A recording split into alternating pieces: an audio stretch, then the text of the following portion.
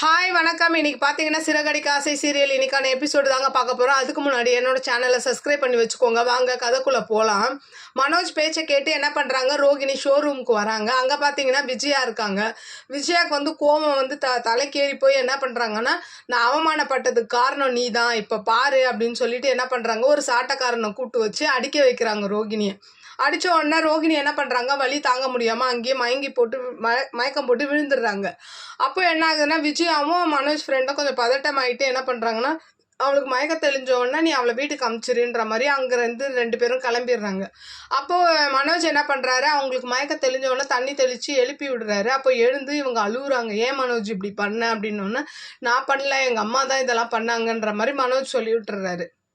அப்போ உடனே இவங்க என்ன பண்ணுறாங்க, தெரியும் ஒரு 5 வருஷம் கூட வாழ்ந்திருக்கேனே, அந்த ஒரு பாசம் கூட இல்லையா, இப்படி நடந்துக்கிட்ட அப்படின்னு சொல்லிட்டு என்ன பண்ணுறாங்க, இதை நான் மறக்கவே மாட்டேன், இதுக்கு எல்லாமே ஆன்ட்டி வருத்தப்படுவாங்கன்ற மாதிரி சொல்லிட்டு அங்கேருந்து கிளம்பிடுறாங்க.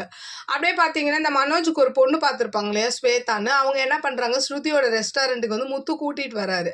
அப்போ அவங்க ஒரு மாதிரி ஜாலியாக பேசிட்டு எல்லாரோடையும் செல்ஃபி எடுத்துட்டு அப்படியே கிளம்புறாங்க. ரோகிணி வந்து என்ன பண்ணுறாங்கன்னா, அந்த அடி வாங்கின இதில் அழுதுகிட்டே படுத்துருக்காங்க. அவங்க அம்மா தான் ஒத்தோடெல்லாம் கொடுத்துக்கிட்டு இருக்காங்க. அப்போது சிந்தாமணி வராங்க.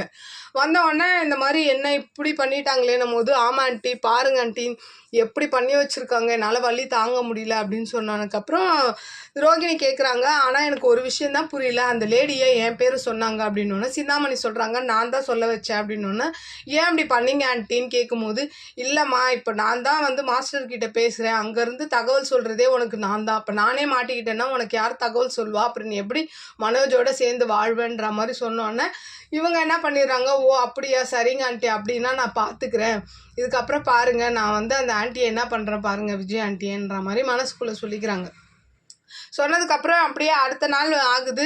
மாதர் சங்கத்திலேருந்து விஜயாவை தேடி ஒருத்தவங்க வராங்க. வந்து என்ன கேட்குறாங்கன்னா, நீ என்ன ரவுடியா, உன் மருமகளை வந்து இப்படி சாட்டையால் அடித்து வச்சிருக்க அப்படின்னு கேட்கும்போது, விஜயா நான் பண்ணல அப்படின்றாங்க. நீ தான் அடிச்சேன்னு சொல்லி எனக்கு கம்ப்ளைண்ட் வந்திருக்கு அப்படின்னு சொல்லும் போது ஒட்டுமொத்த குடும்பமும் அப்படியே அதிர்ச்சியாயிடுறாங்க. அப்படியே இன்னைக்கான எபிசோடு முடியுது. பார்க்கலாம் நான் திங்கக்கிழமை என்ன நடக்குதுன்னு. விஜயா வந்து போலீஸில் பிடிச்சி கொடுத்துருவாங்களா, இல்லை இதுவும் முத்துவும் மீனாவும் தான் பேசி இவங்களை காப்பாற்றுவாங்களா? உங்களோட கருத்துக்களை என்னோட கமெண்ட் பாக்ஸில் சொல்லுங்கள். என்னோட சேனல் பிடிச்சிருந்தா லைக் பண்ணுங்கள், ஷேர் பண்ணுங்கள், கமெண்ட் பண்ணுங்கள். என்னோட சேனலை சப்ஸ்கிரைப் பண்ணி சப்போர்ட் பண்ணுங்கள். நன்றி, வணக்கம், பாய்.